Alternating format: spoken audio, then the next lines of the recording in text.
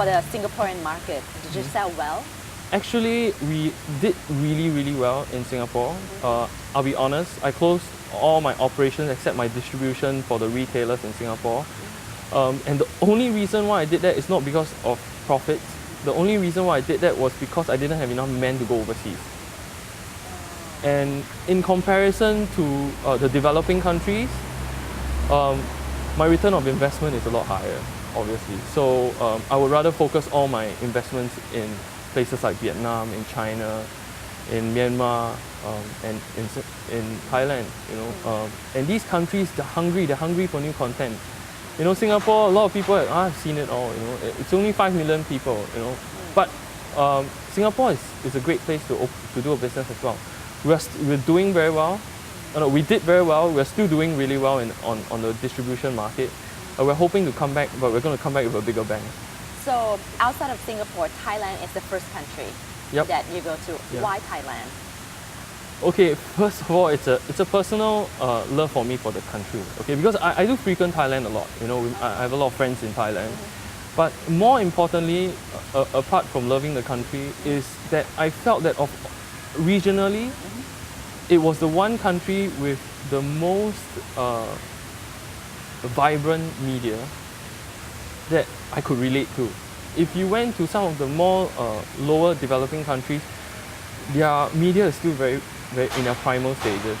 So people are not dressing well, they don't know what's real style. The only people that know real style are the people who travel overseas.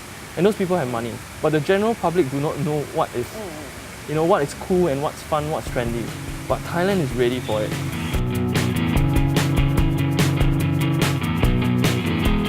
So in order to start a business in Singapore, does the government give any help or assistance?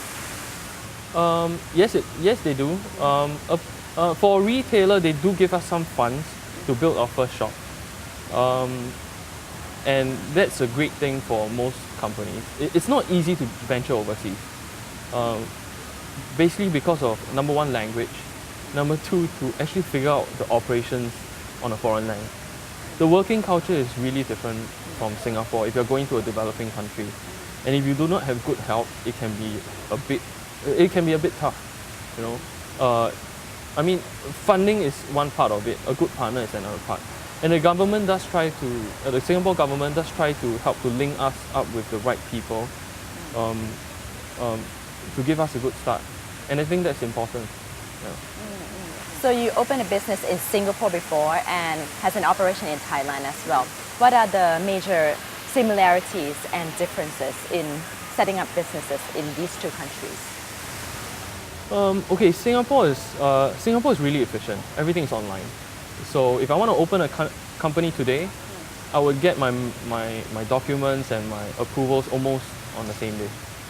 That's really fast. Everything online. I will go to the bank the next day after I get my documents and I can open a bank account. Does being a Singaporean brand coming from Singapore, does it help in any way? Yes, it does. In a big way actually. Because when I go for meetings, and they hear a Singaporean guy, they tend to give me a little bit more audience.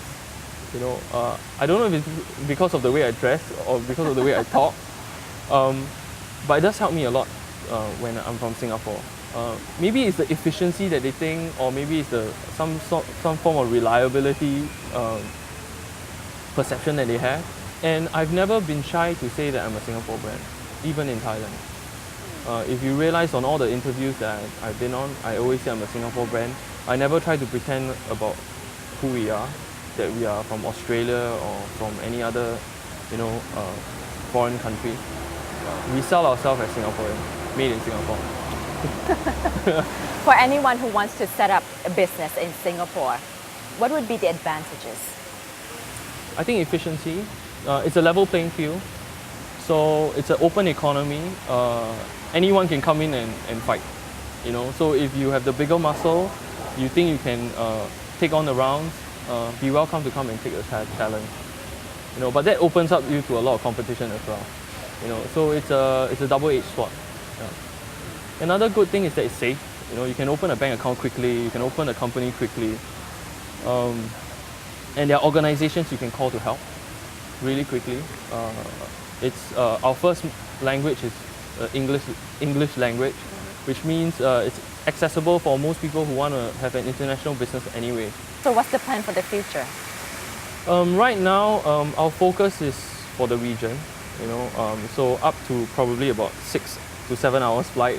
We do have an inquiry from Milan right now, so maybe we might just do that for branding purposes.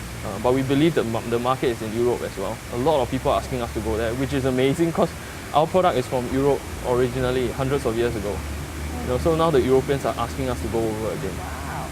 And on top of that, we are creating new machines to help us do new types of candy. We are doing a lot of research right now. We're actually putting a lot of our funds into research and development to come up with new candies and new ideas for not only for FMCG consumer products.